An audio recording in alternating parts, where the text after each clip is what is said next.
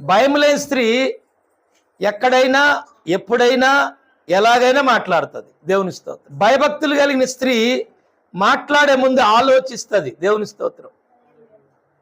మాట్లాడే ముందు ఆలోచిస్తుంది. నేను మాట్లాడితే నా భర్త పరువు ఏమన్నా పోతుందేమో, నేను ఇలా మాట్లాడితే నా భర్తని ఎదుటివారి సులకనగా ఏమన్నా చూస్తారేమో, ఆయన విలువ నేను తీస్తే నా విలువ పోతుంది కదా అని తన భర్త విలువను కాపాడటానికి ఆ స్త్రీ ప్రతి సందర్భంలో కూడా తన నోటిని కాచుకుంటుంది.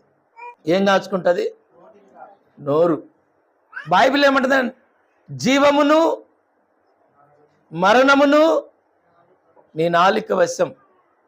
అంటే జీవము నీ నోట్లోనే ఉంది, మరణము నీ నోట్లోనే ఉంది, ఇది నీ నాలుక వశం అన్నాడు దేవుడు.